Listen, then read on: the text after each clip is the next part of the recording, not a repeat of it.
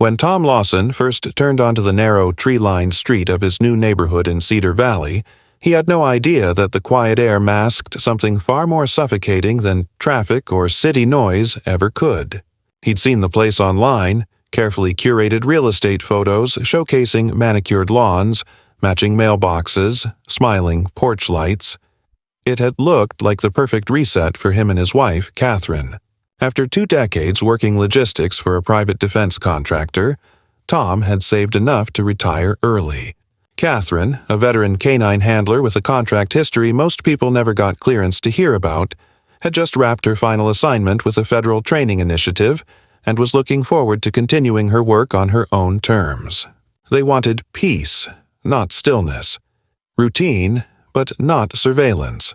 And Cedar Valley had seemed ideal. An affluent, low-crime neighborhood where people kept to themselves and expected the same in return. The house was a single-level ranch on a corner lot, shaded by a row of oak trees that gave it both privacy and a kind of gentle authority. It had been a hard-fought purchase. They'd outbid 3 other families, and Tom had insisted on a private inspection that had delayed closing by almost 3 weeks. He wasn't paranoid, just thorough. Catherine had smiled when he insisted on updating all the locks the first week and installing perimeter motion lights by the end of the second. She understood the urge. After working with bomb detection units for the better part of 15 years, you never really trusted silence. You learned to study it.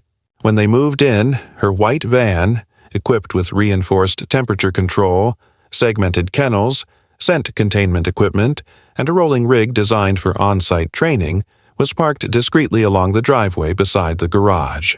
It was large, yes, but clean. No logos, no loud markings. To a passerby, it could have just as easily been a delivery van. But to Catherine, it was an extension of her discipline, her livelihood, and her respect for the animal she worked with. Tom, pragmatic as always, made sure they kept to the rules. He read the full homeowner covenant line by line, even the footnotes, and double-checked their compliance with vehicle restrictions. Nowhere was there any language that prohibited parking a non-commercial van on private property. The only restrictions were related to recreational vehicles and unlicensed autos. Catherine's van was registered, insured, and within code. They made sure of that before they ever backed it into their new driveway. Still, from the very first week, Tom noticed the glances. It began subtly, the way it always does in communities like Cedar Valley. Polite nods that didn't quite meet the eyes, conversations that stopped just a little too abruptly when they stepped outside. Their immediate neighbor, a towering woman named Linda Harper, introduced herself the morning after the van first appeared. She wore pastel colors and a tight, plasticky smile. Her hair was stiff, her voice firmer.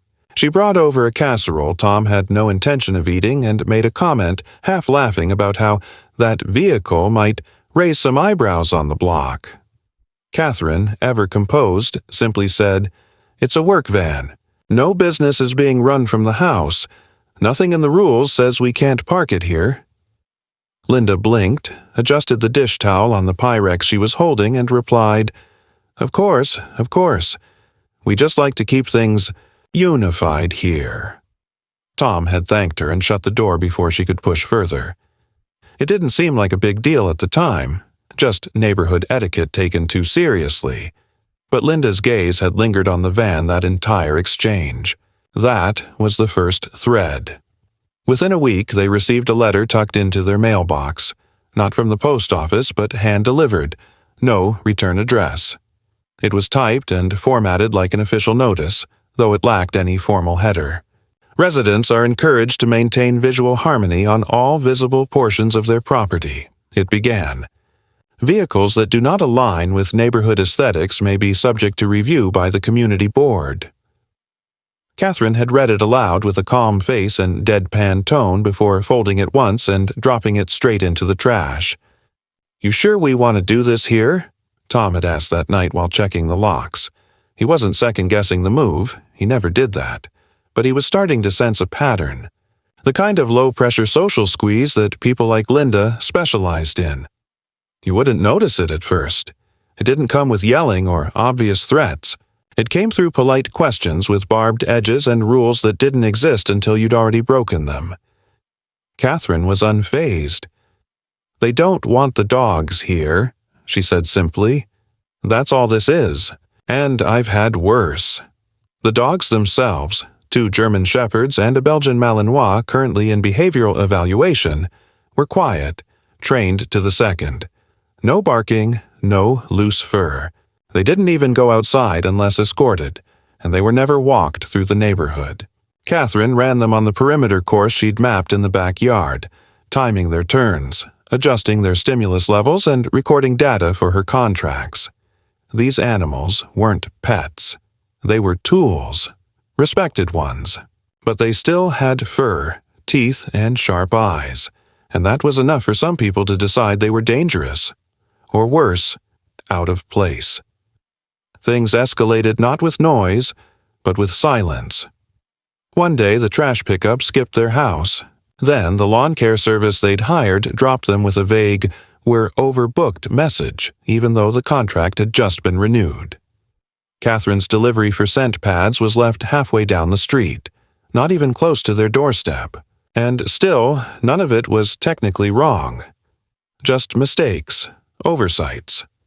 Tom knew better. He'd worked too long with teams who used indirect pressure to get what they wanted. Then, one Thursday morning, the van was gone. Tom had left early to pick up hardware from a nearby store.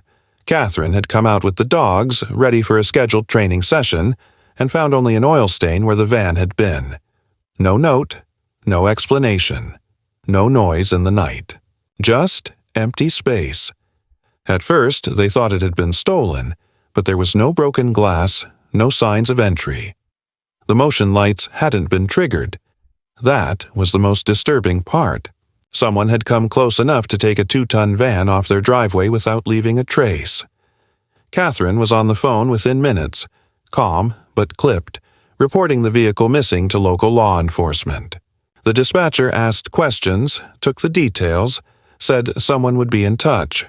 Tom arrived home just as she was finishing the call, and the look on her face told him everything he needed to know. He opened the garage and checked the breakers first. Power hadn't been cut. Lights worked fine. Cameras, dead. Every last one.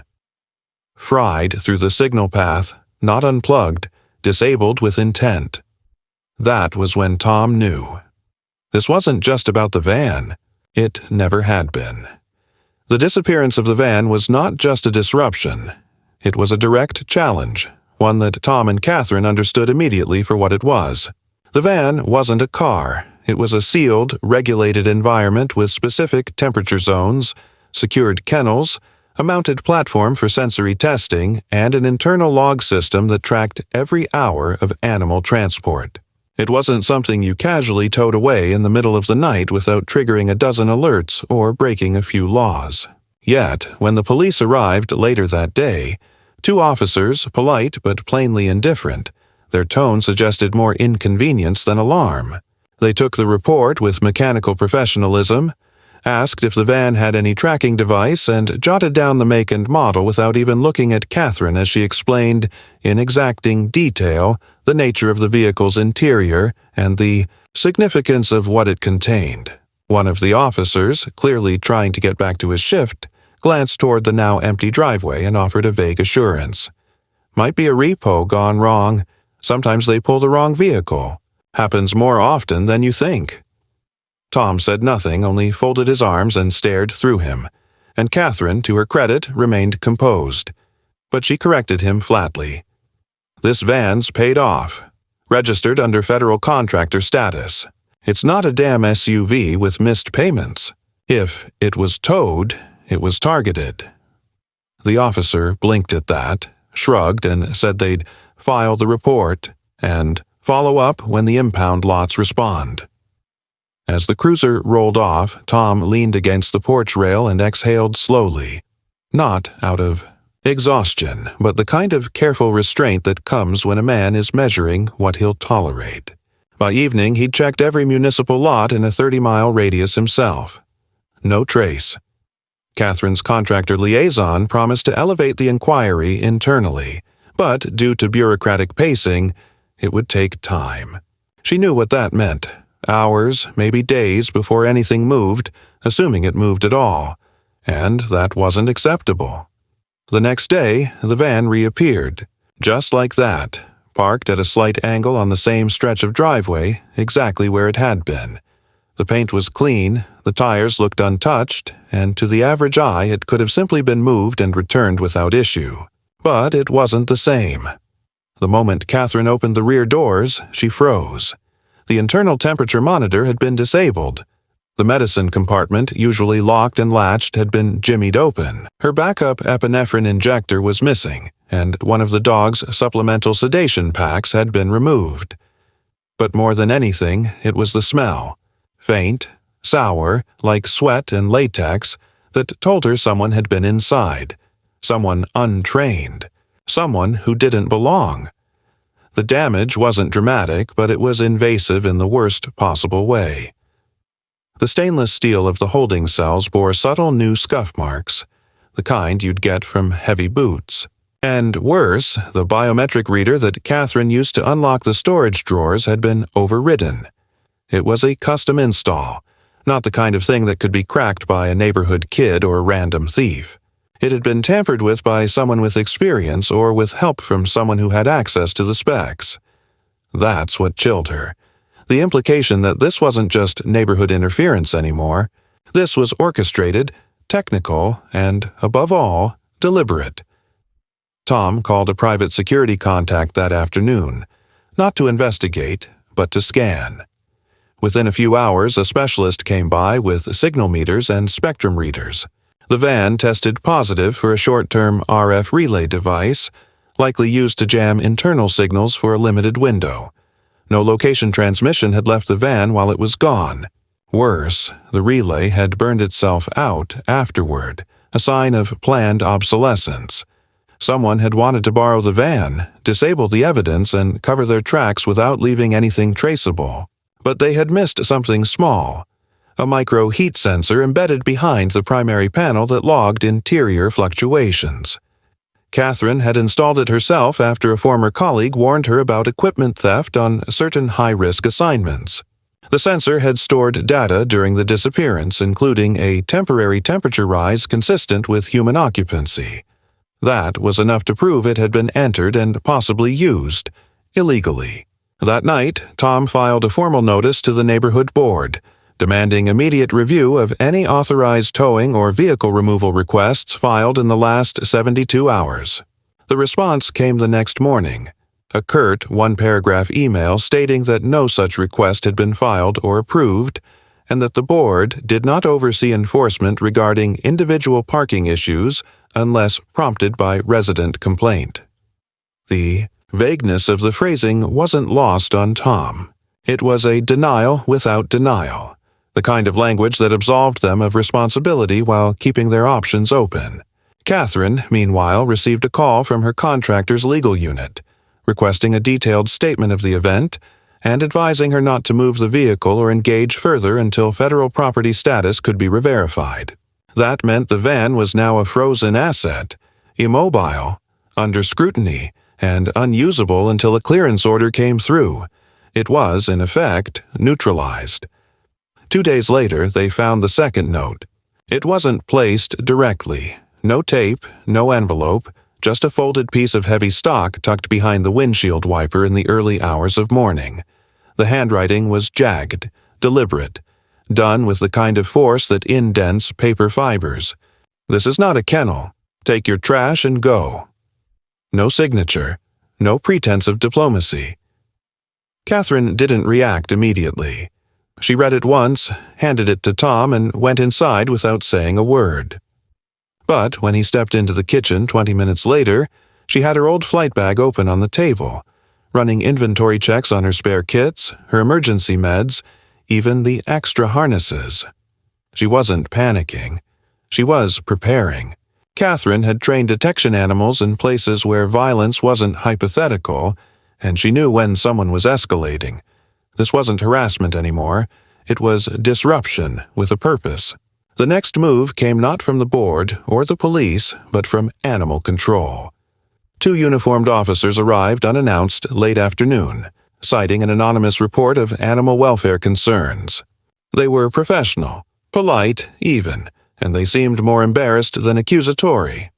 They were required to check, they explained, because the report had referenced excessive barking, aggressive behavior, and signs of poor containment. Catherine raised an eyebrow but said nothing. She brought them inside, showed them the containment protocols, the training logs, the clean run paths in the backyard, the insulated kennels in the garage, and the health certificates pinned to the bulletin board in the hallway. The officers were thorough, but they weren't hostile. Before leaving, one of them, a tall, soft-spoken man in his early 40s, pulled Tom aside at the gate. "Look," he said under his breath, "this isn't the first time we've had a call in this neighborhood. If I were you, I'd keep a record of everything. Dates, photos, names if you get 'em. Someone's trying to build a paper trail." That night, Tom installed a redundant camera system, disconnected from Wi-Fi, running on local loop, with physical backup saved to encrypted flash storage. He didn't make a big deal out of it. No visible signs, no warning stickers. He just drilled the mounts, angled the lenses, and set the motion triggers. If someone came near the van again, they wouldn't get the luxury of vanishing without record. Catherine, meanwhile, called her liaison again, not to escalate, but to report the visit from Animal Control. That triggered a notification from her agency's compliance department, which now flagged the incident as a potential operational breach.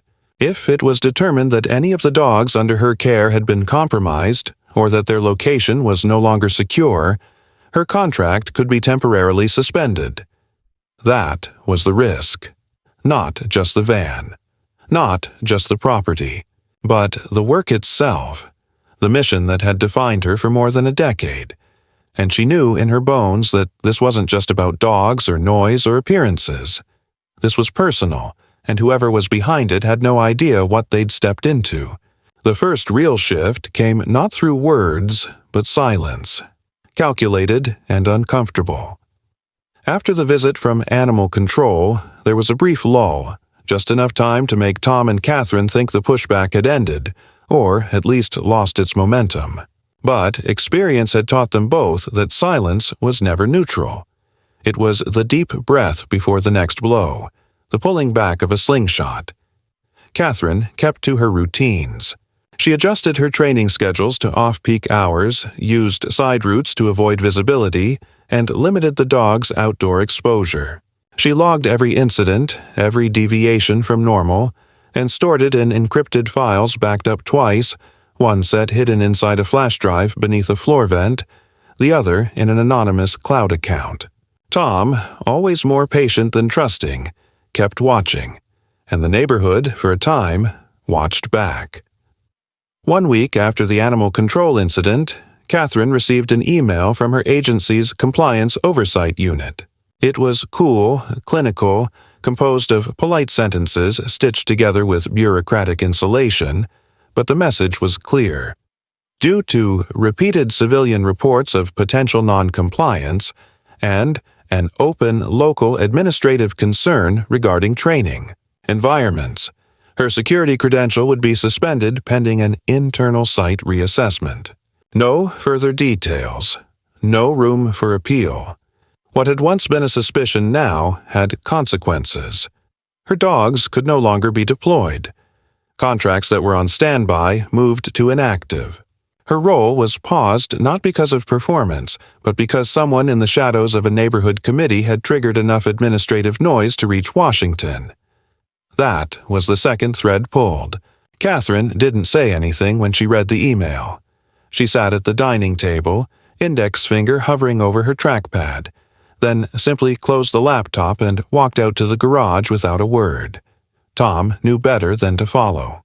She stayed out there for over 2 hours, organizing her equipment, not aimlessly but methodically, reassembling harnesses, checking seals, oiling hinges, preparing, not retreating.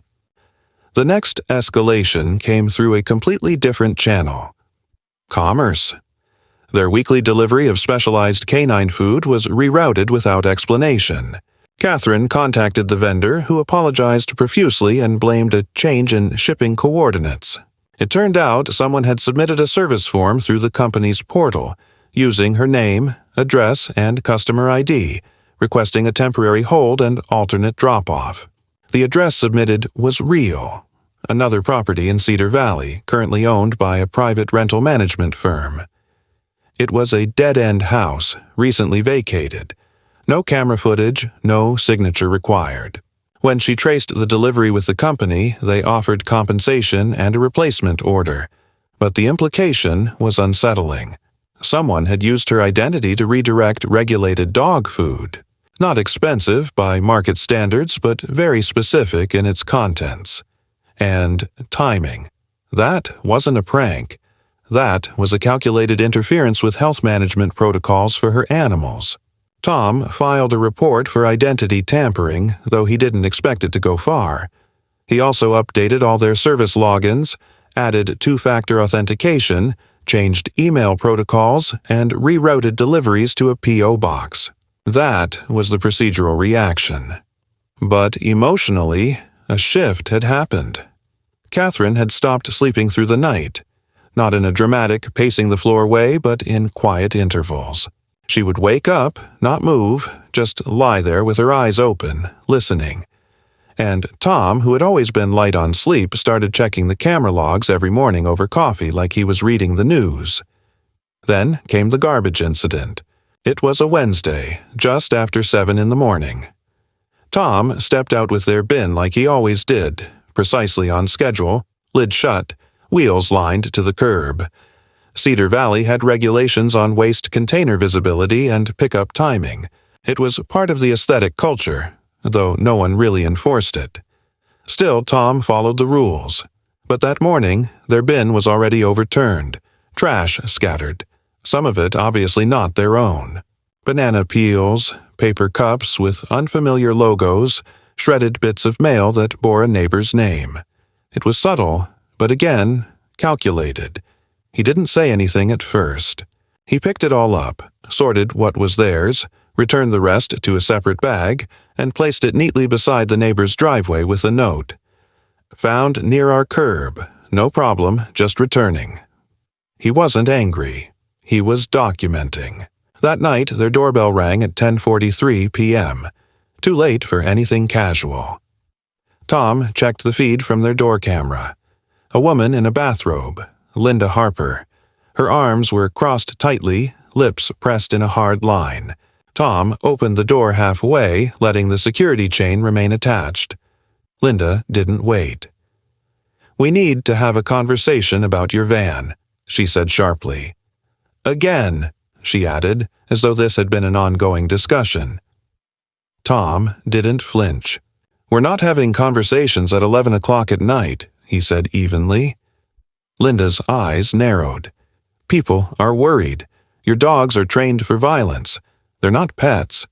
And some of us—" She glanced toward the dark street behind her, implying support that wasn't there. "Some of us are wondering if you've turned this place into some kind of tactical center." Tom's voice was flat, quiet, almost gentle. "If you're afraid of well-trained dogs that haven't made a single noise or posed a threat to anyone, maybe the problem isn't the dogs." He closed the door before she could answer. The next morning, someone filed an anonymous code violation complaint with the local zoning board. The citation was for non-conforming use of residential property in a controlled access neighborhood. Catherine read it twice, then once more aloud, as if trying to hear something different in the phrasing. It was dressed up in municipal language, but built on a lie, that she was operating a training facility, open to clients with public access. There were no clients, no guests, no operations run from the property. It was private research and development, structured through a legal loophole built into her defense contract. But the board didn't know that, and once the paperwork was filed, a record existed. Catherine was contacted by the Compliance Bureau 2 days later.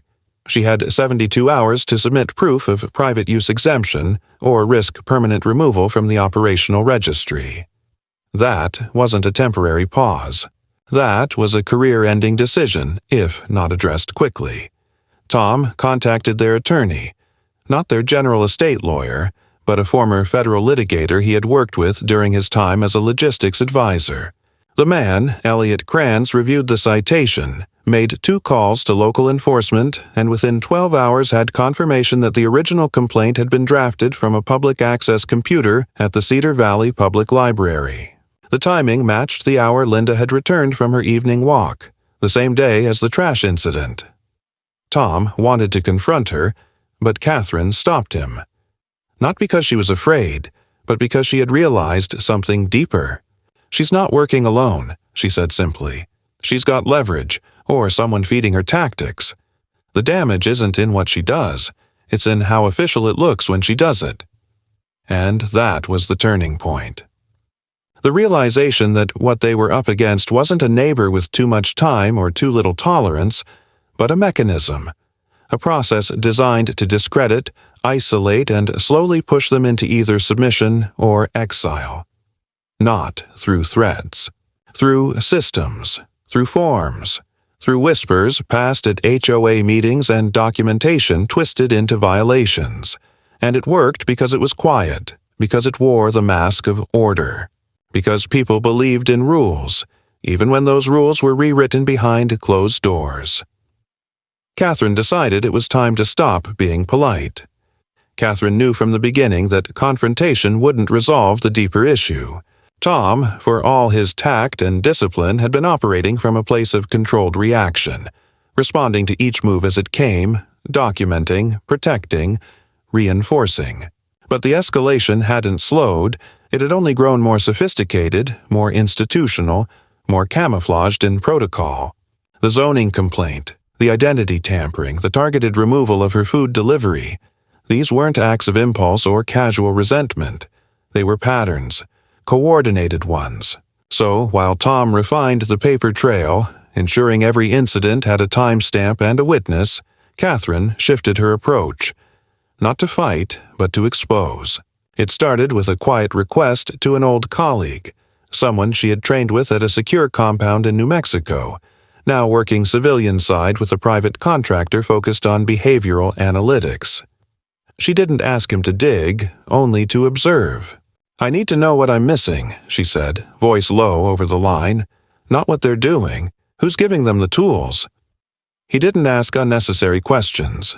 He agreed to monitor digital chatter in a limited scope, all legal, mostly passive, message boards, civic engagement platforms, property discussion forums, even internal newsletters often overlooked by legal counsel but rich in implication. What he found confirmed what she already suspected. Cedar Valley was not just a well-groomed neighborhood, it was an incubator. 3 years earlier, a small initiative had begun among the senior board members of the neighborhood council, marketed internally as a residential alignment project.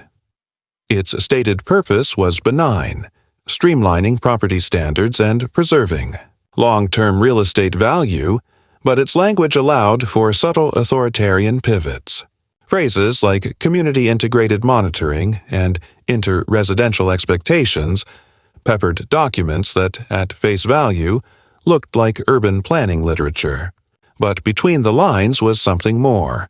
Lists of flagged properties, mentions of non-compliant structures, and even notes on behavioral evaluations based on footage from private security feeds. None of it was illegal per se, but none of it was disclosed either. One name appeared more than once: Linda Harper. Not as an author, but as a consistent, footnoted contributor in meeting transcripts and enforcement recommendations. More notably, she had connections to a regional lobbying group that specialized in property acquisitions through civil leverage, a term that sounded harmless until you realized it referred to the weaponization of local code enforcement and community standards as means to pressure homeowners into selling at a loss.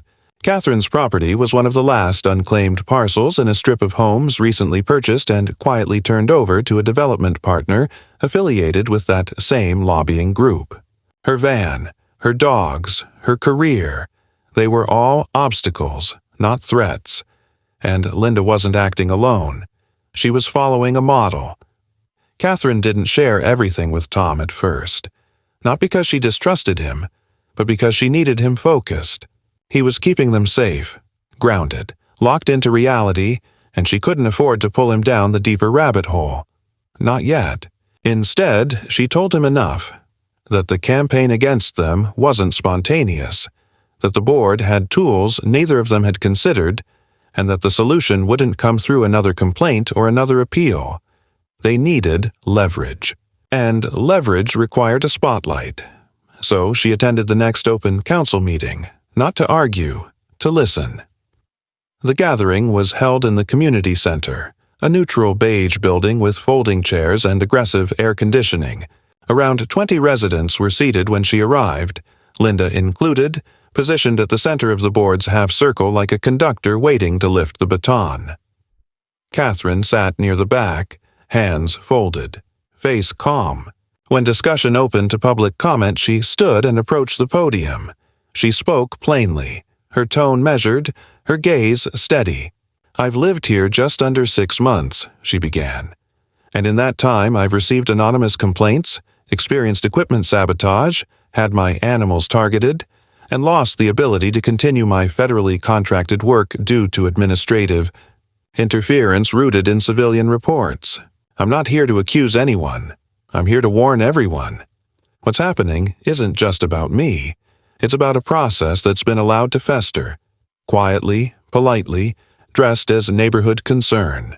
If this is allowed to continue, it won't stop with my property. It never does. And if you think silence makes you safe, let me remind you, silence only protects you until it chooses someone else." The room was still, not confrontational, not stunned, just unnervingly quiet. Linda offered a slight theatrical smile. "Thank you, Mrs. Lawson, for your thoughts. We assure you all complaints are reviewed through the appropriate—" Catherine didn't wait for her to finish. "I've already contacted legal counsel and federal oversight. Any further interference with my property, my animals, or my contractual obligations will trigger formal investigation, not by a neighborhood committee, but by the agencies your partners hope never to hear from."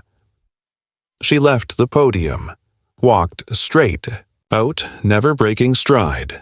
She didn't need to argue. She just needed them to know she wasn't bluffing. Back home, Tom had already received a message from Elliot, their attorney. Someone had attempted to submit a formal inquiry about their property's appraisal value through a third-party real estate service, an act that, while technically legal, was unusual. It suggested preparation, a prelude to an unsolicited offer or legal challenge. The timing, coming on the heels of the meeting, was not coincidence. Elliot began drafting a preliminary cease and desist letter, not aggressive but sharp, referencing specific statutes around property harassment, interference with federal work functions, and identity targeting. It would be mailed to the board under formal notification, copied to Linda Harper and 2 other council members. Later that night, Tom found a small package on their porch. No label, just a plain manila envelope wrapped in tape. Inside was a printed screenshot. Grainy. Surveillance footage, time-stamped from 2 nights prior. It showed their front yard, Catherine's van in frame, and 2 figures in partial shadow standing near the rear door. One had something in his hand, small, unidentifiable, but positioned with precision. There was no note, no threat, no demand. Just the image, proof of breach, or maybe a warning. Catherine stared at it for a long time. Not afraid, not even angry, just quietly processing. "They want us to move," she said finally, "but they're not going to ask. They're going to make the walls close in until it feels like our only option." Tom didn't answer immediately. He stood beside her, eyes fixed on the still frame. Then, in a voice steady and low, he said, "Then we break the walls first." If there was ever a moment to leave, it came and went quietly, tucked inside the folds of that sleepless week where the neighborhood seemed to pulse with a new kind of tension, not loud but tactile, like static clinging to the skin. But Catherine and Tom didn't leave. They adjusted. Routines shifted again. Catherine moved the dog's sessions into early dawn slots, when shadows were still too long to track clearly, while Tom repurposed a portion of the garage into a hard drive dump zone, isolated from network access entirely. Offline, storing duplicate footage, documents, recordings, and everything Elliot advised might be needed for litigation. The home was becoming more than a shelter. It was a bunker, a legal archive, and a pressure chamber all at once. But they never raised their voices, never broke rhythm. That was the one thing they could still control. Tempo. And for now, it was set to slow burn. The real blow didn't come with a knock or a threat. It came with absence. Catherine's credential renewal, a formality under most circumstances, was delayed. The compliance office, citing the open case against her regarding local zoning disputes and animal welfare reports, suspended further updates until external interference had been officially resolved. That was bureaucratic language for Limbo. No work, no status, no title. Without a valid credential, her dogs became liability assets, not partners. Insurance on the animals spiked. Support staff who worked remotely with her began pulling back. One even ghosted mid-project. She'd lost more than access. She'd lost standing. And that was harder to reclaim. Tom responded the only way he knew how, with precision. He arranged a site inspection with a licensed structural evaluator who could issue a third-party statement verifying that no illegal business activity or infrastructure existed on the premises. The inspector arrived mid-morning, clipboard in hand, visibly uncomfortable even before he stepped inside. As he walked the perimeter, measuring distances, checking installation codes, and snapping reference photos, Tom noticed a sedan parked across the street. Same one that had passed their house 3 times in 2 days. Always at the same speed. Always. Pausing briefly in front of the mailbox. A young man sat behind the wheel, sunglasses on despite the cloudy sky. He wasn't reading, wasn't on his phone. He was watching. When Tom stepped forward, the car rolled away, unhurried as though nothing had happened at all. Later that day, Catherine discovered her name had been removed from the directory of certified trainers listed on a defense-adjacent portal used by several contract holders. There was no notification, no explanation, just absence. When she inquired, the administrator said only that the system auto-prunes inactive or flagged accounts. But she hadn't been inactive. She'd logged hours the week prior. The flag, if it existed, had been entered manually. That night, the garbage bin was overturned again, but this time, not just theirs. 3 others on the same street had been pushed into the road, contents spread deliberately. As Tom picked up the refuse, he noticed a printed flyer half buried in wet paper, an image of Catherine's van, distorted and poorly lit beneath a caption. "Would you trust your children near this?" No logo, no sender, just venom in Helvetica. The flyer was cheap, ink already bleeding, but the intention wasn't permanence. It was volume, distribution, fear by implication. The following morning, Elliot called. He had received a cease and desist letter, not from the council or Linda Harper, but from an entity listed as Northridge Residential Stabilization, LLC. It cited false allegations made in a public forum that may constitute defamation and reputational harm to property development affiliates operating in the Cedar Valley area. Elliot laughed when he read it out loud. "They're poking to see how you react," he said, "trying to scare you into a mistake. This isn't a real legal move. It's a provocation dressed as a threat." Tom took the letter and placed it neatly in the same file as the code citations, the surveillance image, and the flyer. "Let them keep dressing up," he said quietly. "Sooner or later, they'll forget the mask." The breaking point came 3 nights later. Catherine had taken the dogs out for their final rotation, brief, structured, leashed, just around the side yard, still within the bounds of their motion perimeter. It was routine. It was safe. But when she returned to the porch, A faint sound echoed behind her, a soft, metallic thump. Tom heard it from inside, where he was reviewing footage. He opened the door, stepped out, and froze.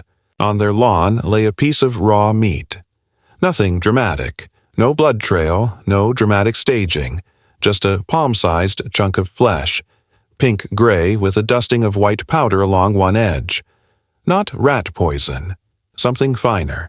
Catherine stared at it for a moment before pulling the dogs back, leading them into the mudroom and locking the secondary gate. Tom collected the meat with gloves, sealed it in a specimen bag, and dropped it in a cooler. No reaction, no panic. Just documentation. The following morning, lab results from a trusted contact confirmed what they already feared: trace amounts of a sedative used for large animal immobilization, typically issued through veterinary emergency suppliers or controlled wildlife agencies. Not lethal in small quantities, but enough to disorient.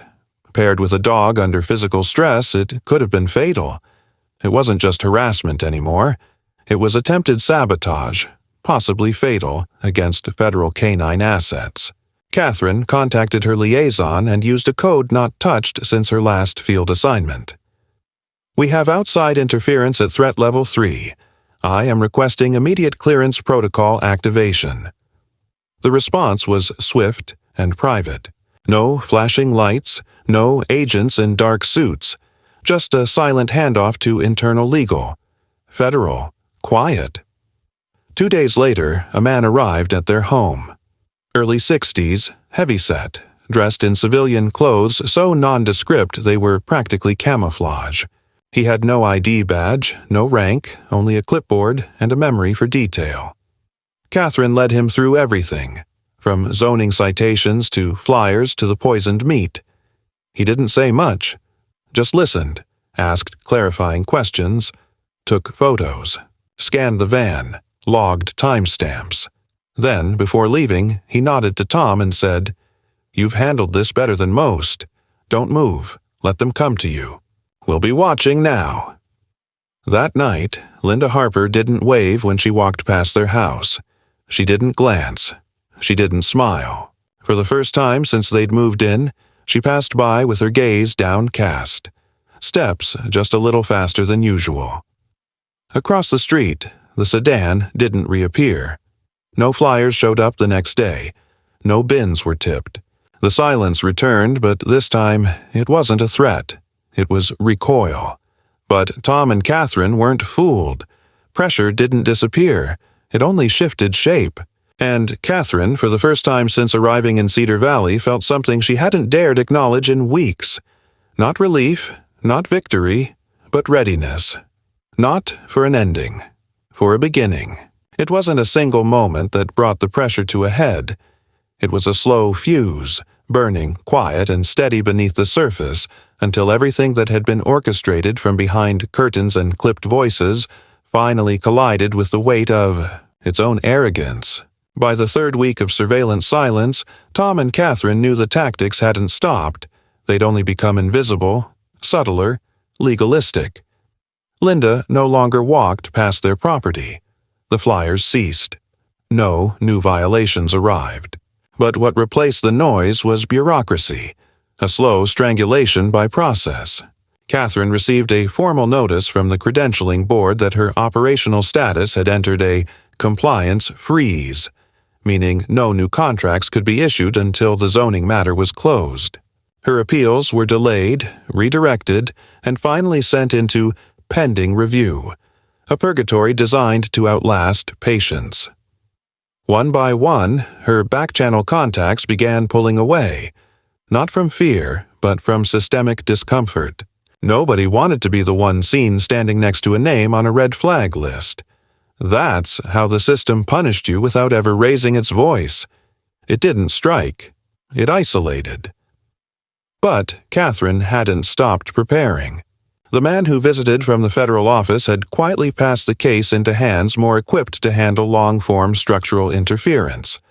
Legal arms that specialized not in criminality, but in misuse of administrative tools as leverage against federal contractors. This wasn't criminal court. It was internal review, ethics-based, and far more dangerous because it didn't ask for headlines or performative outrage. It moved through compliance chains, through boards and subcommittees, and when it struck, it did so without warning. That warning came not to Catherine, but to Linda Harper. It began with a letter, not left on a windshield, not tucked in a mailbox, but delivered by certified courier directly to her door. A folded stack of documents bearing the seal of an independent oversight agency tasked with monitoring municipal influence over federally regulated civilian contractors. No one knew exactly what was in that packet, but by evening, Linda had cleared her front porch of the potted plants she religiously arranged every week, drawn her curtains, and not appeared again for 72 hours. No public comment, no denial, not even the usual passive-aggressive bulletin updates she'd been known to post in the community board glass case outside the clubhouse. Just silence. It wasn't defeat, it was retreat. But the machine she'd helped build still had gears turning. One final notice came to Catherine's door, slipped through the frame without seal or signature, an echo of the very first veiled warnings she'd received. It stated that her continued residence in Cedar Valley constituted a disruption to neighborhood integrity, and suggested that a voluntary relocation would be viewed as a graceful and mutually beneficial solution. No official body signed it. No council name, just that vague, corporate-sounding entity from before, Northridge Residential Stabilization. The implication wasn't just that she didn't belong, but that by staying, she was breaking some unspoken agreement about order, about quiet compliance. Catherine read it once, then placed it face down on the kitchen counter and returned to her notes. Tom didn't even ask.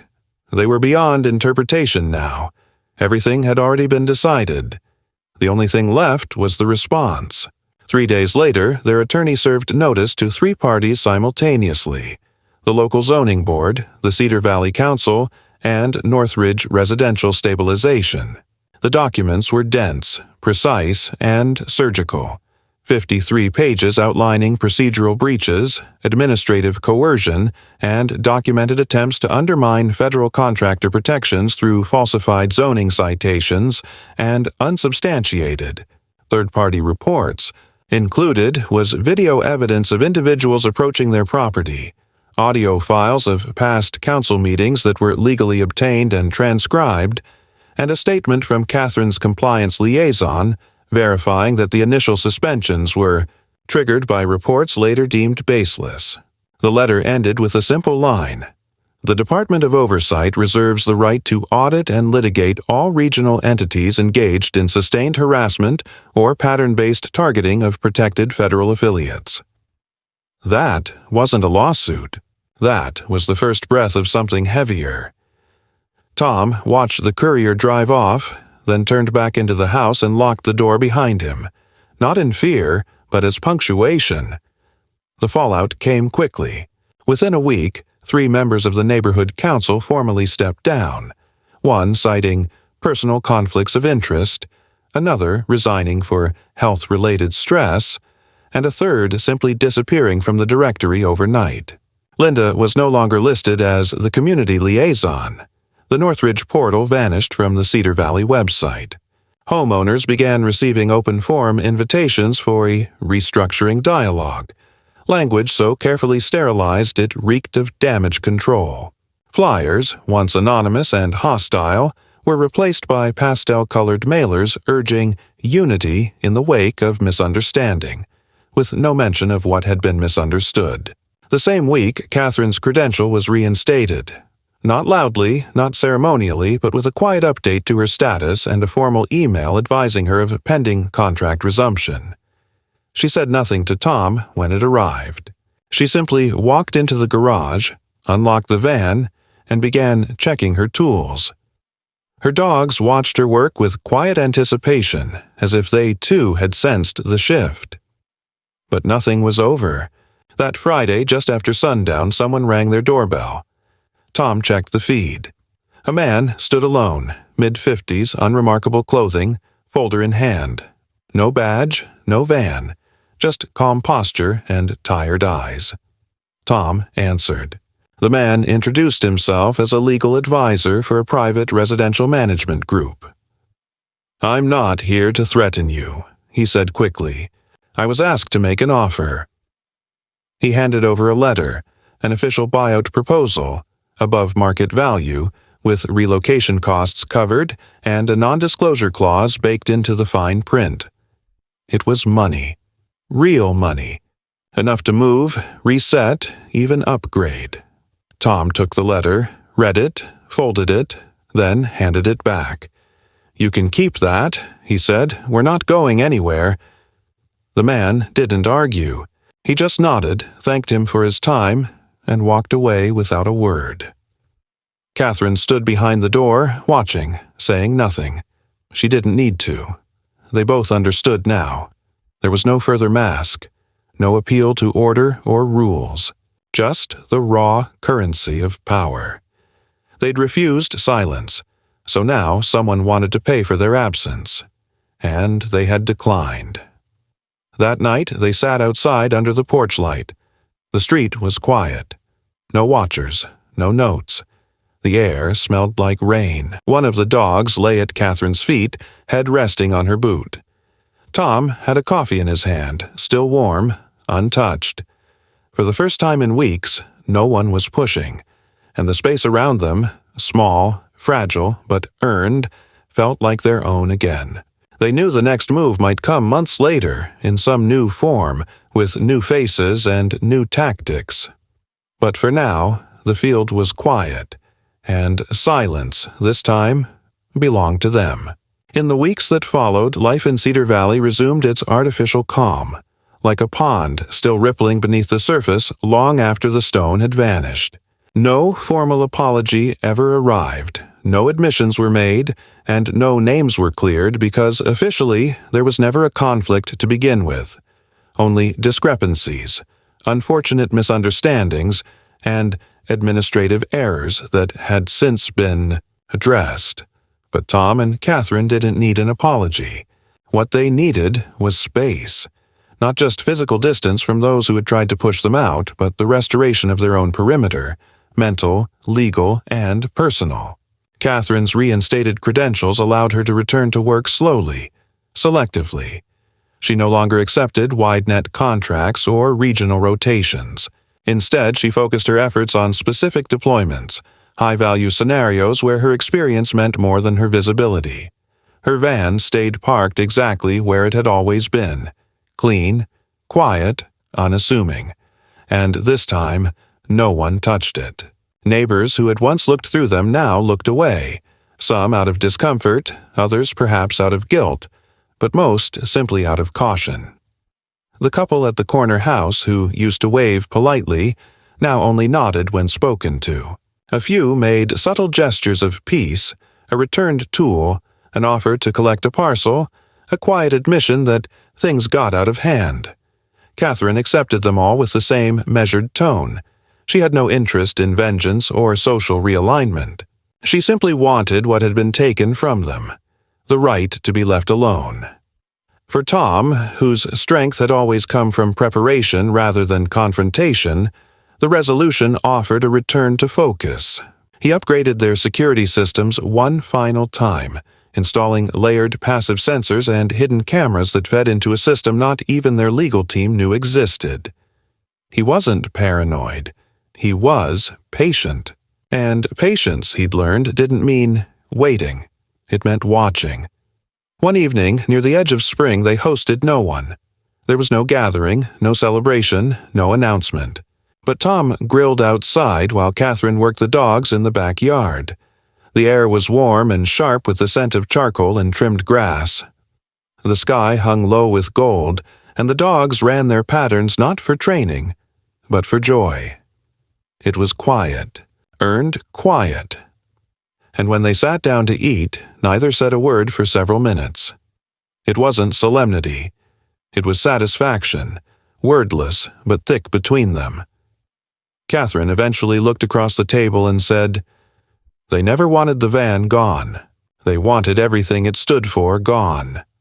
Tom nodded slowly and replied, "Then it's good we never moved it." There was nothing triumphant in the exchange, no cinematic swell, no metaphor offered to the sky. Just understanding, and the soft sound of cutlery against ceramic. The council restructured completely within 2 months. New faces, new language, a new charter promising transparency, resident-first policies, and collaborative dispute resolution mechanisms. None of it meant much to Tom and Catherine. They didn't attend the meetings, didn't vote in the appointments. Their choice had been made the moment they stayed. That was their answer, and if the council ever forgot that, the files remained, secured, cataloged, ready. A few weeks later, Catherine received a package. No return address, just a brown box left near the garage in the early morning hours. Inside was a single item, a framed photo of one of her dogs, taken from a training exercise years earlier at a secure site. No markings, no inscription, just the image of her working beside an animal whose loyalty could never be politicized or repurposed. Beneath the frame was a folded note. It read only, "Thank you. Some of us still notice." Catherine showed the photo to Tom, who studied it in silence for a long time before setting it upright on a shelf in the garage, where it could watch the van. Neither of them said what they were thinking. They didn't need to. The message had come from somewhere far beyond the reach of zoning boards or neighborhood councils. It had come from the edges of a system they had once trusted and learned to work around. A system that had watched, perhaps silently, but not idly. The photo didn't represent gratitude so much as acknowledgement, and that was enough. Time passed, contracts resumed. The dogs aged, some retired, new ones came through. Catherine trained differently now, slower, more surgical. Her world had narrowed, but her focus had sharpened. She was no longer building a career, she was defending a legacy, and in that there was clarity. Tom, meanwhile, found comfort in rhythm. Yard work, maintenance, long walks with dogs who no longer needed direction but simply presence. He'd always known conflict wouldn't come with flashing lights. It would come the way it had, with polite letters and legalese, with smirks and signatures. And it would end not with victory, but with endurance. The van remained, unmoved, unchallenged, unimpeached. Not because people approved of it now, but because it had survived. And in Cedar Valley, that was its own kind of authority,